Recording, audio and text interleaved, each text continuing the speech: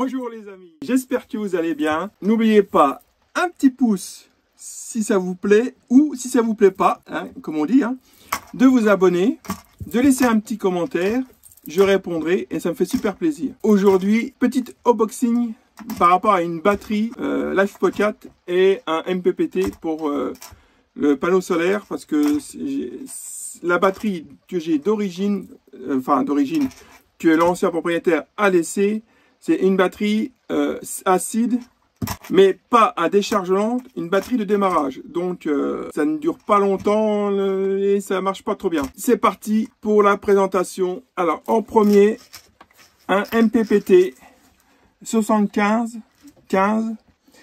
C'est pas un gros panneau solaire que j'ai pour le moment, donc celui-ci sera largement suffisant. Alors ça a un Victron Énergie. Alors nous allons l'ouvrir. Hop.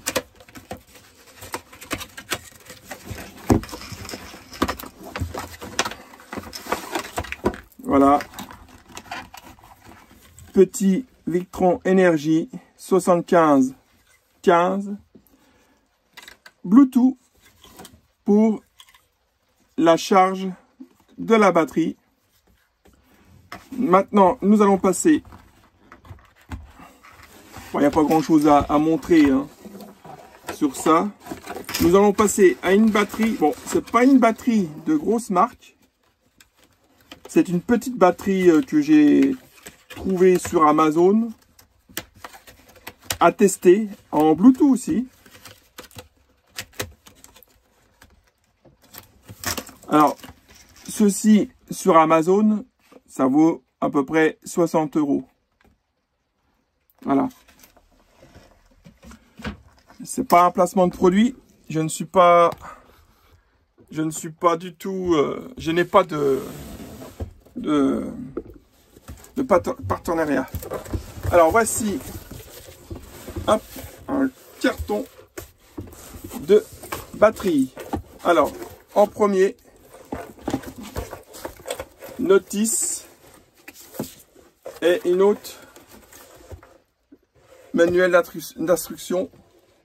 Oups, voilà. Il y en a deux, mais il n'y a pas français.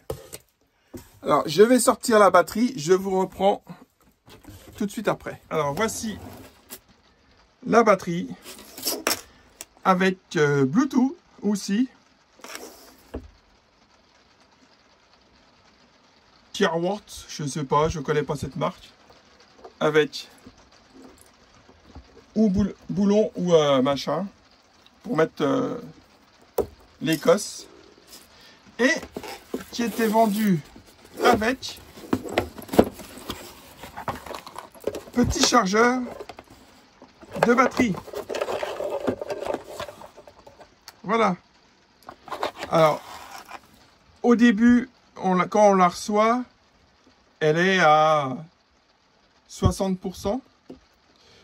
Et donc, j'ai rechargé, bon, j'ai déjà rechargé au tâtier à 100%. Il m'a fallu à peu près 4 heures pour la mettre à 100%. Elle est très très légère.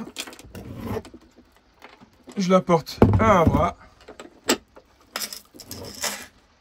Et ça va être super par rapport à la batterie qui est au plomb que j'ai à l'intérieur.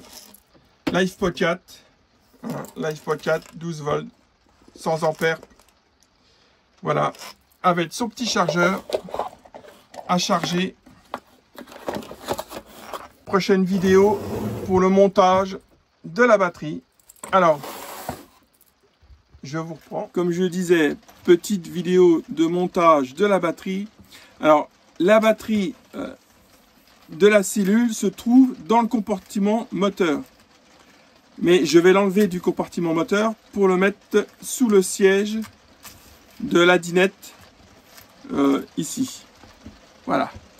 Je vais mettre cette batterie ici sous ce siège. Pour déjà qu'elle soit un petit peu à l'abri du froid. Et moi je trouve plus logique que la batterie soit à l'intérieur de la cellule que au niveau du compartiment moteur avec la batterie de démarrage. Et là-haut, comme c'est un C25, c'est pas trop isolé au niveau compartiment moteur. Je préfère l'avoir ici et qu'elle ne s'abîme pas parce que c'est une batterie LiFePod4 et ça ne supporte pas quand il fait trop froid. Donc, c'est une 100 ampères. Je sais pas si ah oui, si c'est marqué. Comme je vous disais. Attendez, je vous reprends. Alors, comme je disais, c'est une 100 ampères. 12 volts, LiFePod4, 100 ampères. Bon, il y a le petit plus à côté.